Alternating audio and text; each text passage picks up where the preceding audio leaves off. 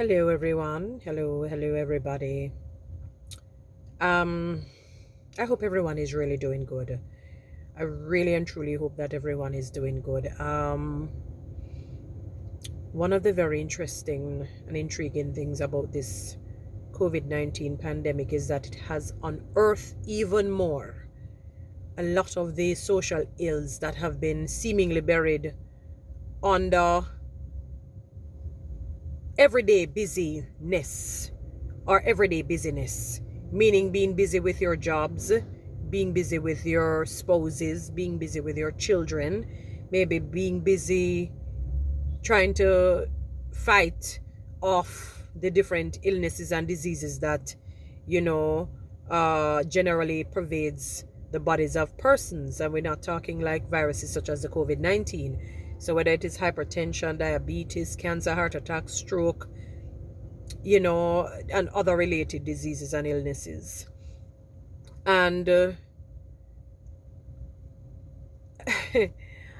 I have to pause because a lot of our heartache and pain in the world, a lot of it, maybe majority of it, it is because of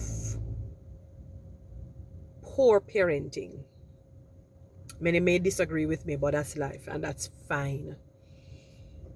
I often say children do not become who they are just blanketly like that. They don't become who they are just blanketly like that. In other words, if you put a child in the forest, chances are he or she is going to behave like the animals that he or she is surrounded by or grows up with. The child may not even realize that they can speak. If they're around wolves, they might start howling like a wolf. If the wolf doesn't eat them. If they're around a lion and the lion doesn't eat them, they probably start roaring and behaving like a lion. In other words, children are blank slates. You need to read Jean Piaget's spell gene, stages of development, and let me tell you, it is basically point on,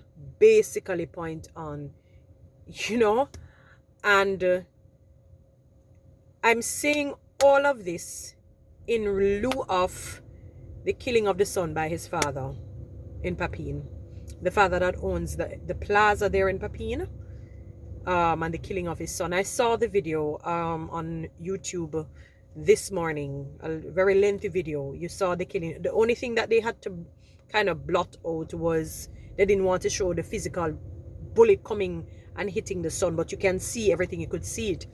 But the part that disturbs me, because I don't know the family situation, you hear bits and pieces of it, that the father is a very abusive man. He's highly narcissistic, and he beats on the wife. I was told that he was beating somebody with a crate. It gave the impression that he was beating a worker. I'm now told that he was beating the wife with a crate.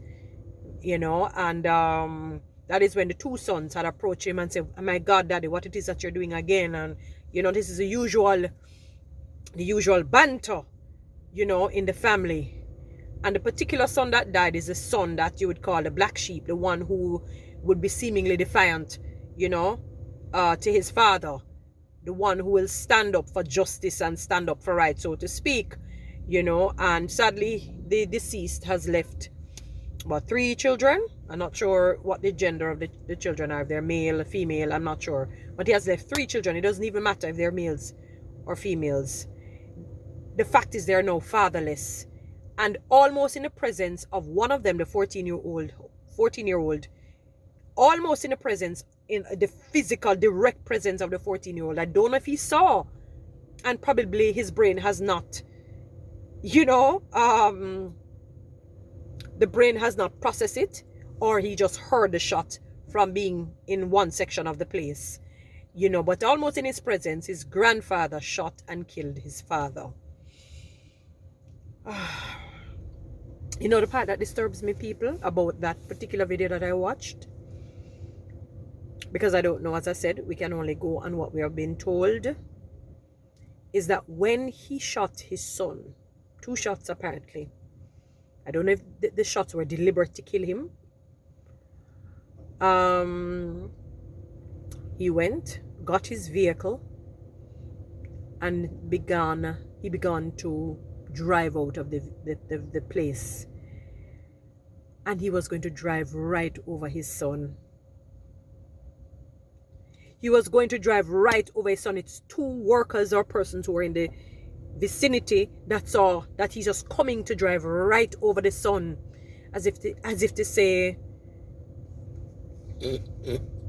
sorry people, this is a dog to me.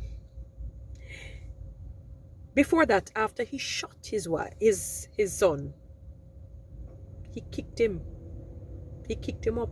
I didn't even hear what he was saying, but after he shot him, he kicked him up, and then he went into his vehicle and was going to drive over his flesh and blood, his son. He was going to drive, the father was going to drive his vehicle over his son's body.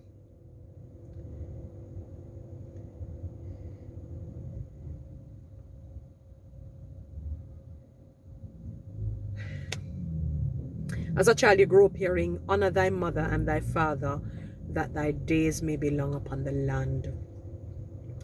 And sometimes, I'm not lying, I would say, God, where is the recourse for children when the children is not necessarily villain?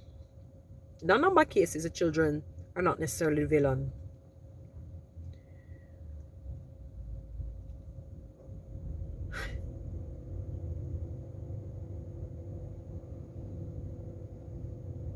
I don't know how to process it, people. I don't know how to process it, because it now removed the grave clothes and we now can see the rotting bodies. Meaning, we now can see part and parcel as to why the country is the way it is. And I'm sure if you talk to some people who probably don't really know the father well, or know the son well, or the family well, if they go to the general crowd, they will be seemingly nice people. So if you ask maybe somebody who, their acquaintances, how is father so and so, who is son so and so, oh, they're wonderful, them nicey man. And one of the son who lived, the surviving sons, said that they have made reports against the father's aggression and aggressive and violent behavior towards them and towards the mother, his wife. They have made reports, they have gone to churches, they have sought counseling, and nothing was done to rectify the situation. Not one thing, after making reports after reports. And this narcissistic father decided that today is the day he's going to end his son's life. And with no remorse, he was about to drive over the body. Just two men had to come in the way of the vehicle to slow him down so that they can pull the body. And they still had to pull the body quickly because the man decided that he was going to drive. If anybody get licked down, they have to get there. I saw it. Nobody need to tell me. And I said to myself, because they always said, don't judge, no matter how bad a situation is. That fair enough, that is true. Don't judge. But we have to be careful how we use the word judgment. We have to be very careful. We can't use it loosely and blanketly like that. When the Bible says, judge not, lest ye be judged. For example, if I see a man with a whole heap of tattoos and nose ring and rings, it's not right for me to get up and say, oh, this man is a vagabond, this man is a gay, this man is this, that, and naming all kind of, and I don't know him. That would be passing judgment not on the basis of facts. We have to come to some judgments and conclusions. Our life would just be spinning around like a hamster in a hamster's wheel. So we have to be careful how we use the word judge not. You understand? Or it wouldn't make any sense to have judges in the court system, because they would be basically coming on so-called false premise, and that is not factual. So we have to make judgment calls that are on the basis of facts, observation, sometimes even experiences and feelings. It depends on in terms of the feelings. Now that will have to be, it's going to be subjective. But I saw it and I said to myself, even if the son was Jezebel's right-hand man, literally walking hand in hand with Jezebel and Satan himself, for a father to kill his son, I don't know if I should say cold blood. Let us put that aside, but to about to drive over his son's body. You know, one of the highest forms of disrespect is somebody spitting in your face, or that's worse than somebody boxing you. One of the highest form of disrespect and disregard and degradation is somebody spitting in your face. For me, one of the highest form of maybe trying to, I have to call it murder, because the Bible says when Jesus came, he says, you heard that thou shalt not commit murder. But if you look at somebody and you hate them, you already commit it. So one of the highest form of murder, me mean a wicked, like first degree murder, to drive over somebody's body. It's like you consider them filth, nothing, you're a piece of nothing, you're a piece of garbage, worse than garbage, you're like the sewage. And this man was going to drive over his son's body. So if he was going to do that, what went on? How old? I don't even know. I heard he was what? Maybe about 30 something, almost 40. So what went on 38 years when he grew up with his father? He lived in his house. What type of lifestyle, what type of characteristics and behaviors were shown to him and shown towards him by this father? And I wonder why Jamaica is the way it is. And I'm going to talk about his police and politician. I'm not saying that other secondary and third party don't contribute. But the primary source of socialization, which is a parent, when that gets a blow, people, the world will collapse. When that gets a blow, the world will collapse. Whether or not you want to accept what I say, it is reality. The family is the biggest institution. You understand me? And when that gets hit and that's corrupt, you're going to have corrupt, unless the blood of Jesus and the power of Jesus comes down on that child or person and decide that he's not going to make you become a remnant of his or her culture, how he or she may have been grown up, and the type of family they came from. Outside of that, dog nyam the society's supper, or the fate of the child. In this case, he was going to drive over his son. For me, prison is not that. I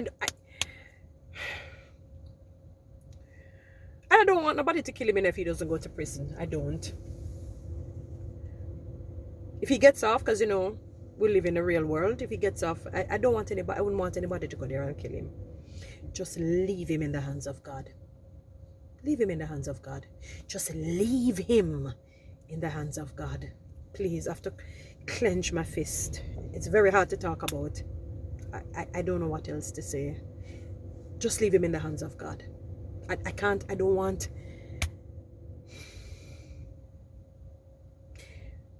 The mother can't eat, I'm told. She can't even eat. Maybe she asks herself, why? Why did I allow? Sometimes, you know, women, we allow a number of things to happen, you know. We allow it. I heard even a man say that years ago, and it is so true. We allow it. I'm not going to blame the mother. Not even, it makes no sense. It makes no sense. It makes no sense to even put any blame on the mother. Makes no sense. What are we going to say?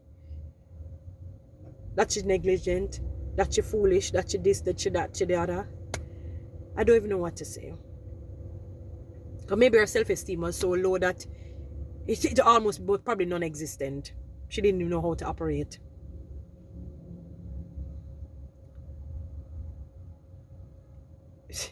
The entire family needs more than prayer.